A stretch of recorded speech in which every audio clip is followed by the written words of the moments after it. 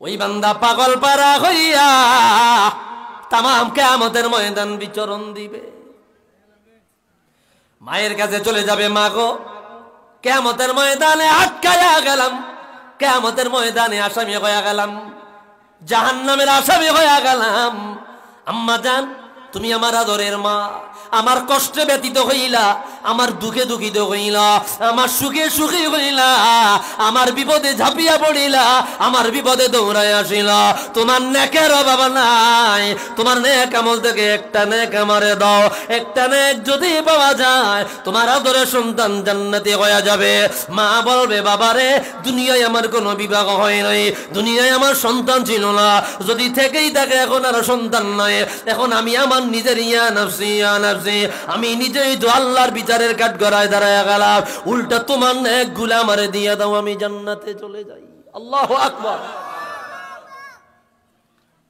আশাহারা হইয়া আবার চলে যাবে আরেকজনের কাছে।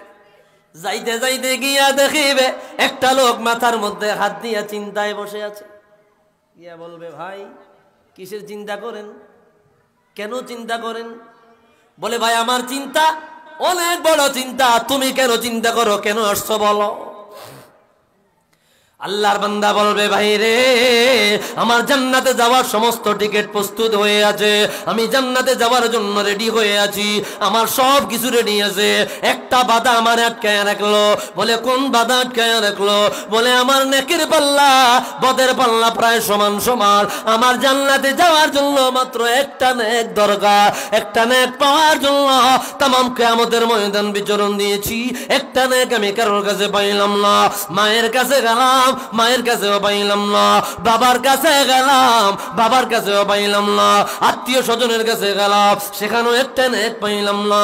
বন্ধু বান্ধবের কাছেও গেলাম, সেখানেও একটা নেক পাইলাম না। একটা নেক যদি পেয়ে যাই আমি জান্নাতি হয়ে যাব।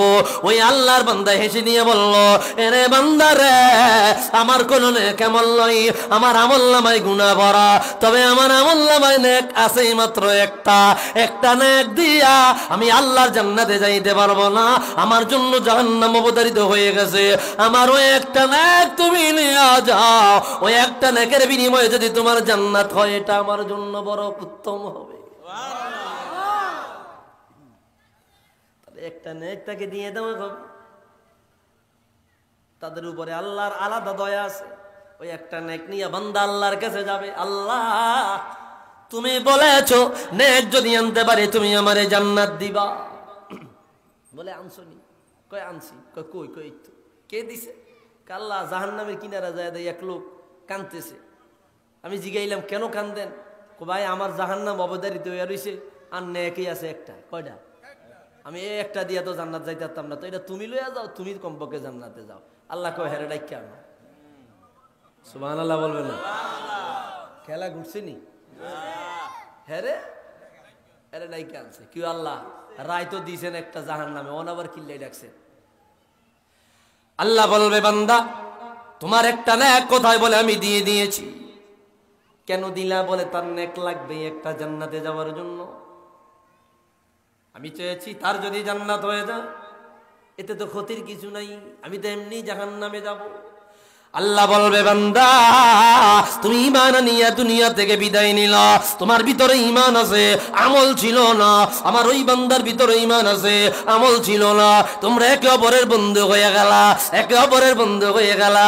ইল্লাল মুত্তাকিন বলেছি একটু আগে, আল আখিল্লাউ ইয়াওমা ইযিন বা'দুহুম আদুগুন বা'দুহুম লিবা'দিন আদুগুন ইল্লাল মুত্তাকিন।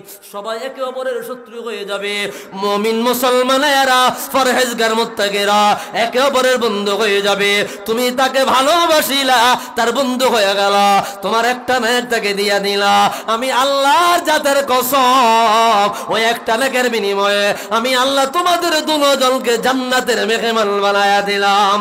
একটু আওয়াজ দিয়া কন্যা আল্লাহু আকবার, আল্লাহু আকবার।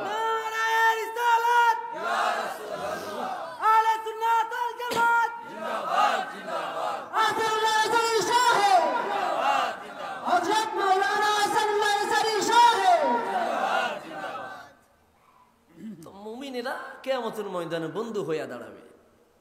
কোনো চালান কাজে আসবে, কিচ্ছু কাজে আসবে না।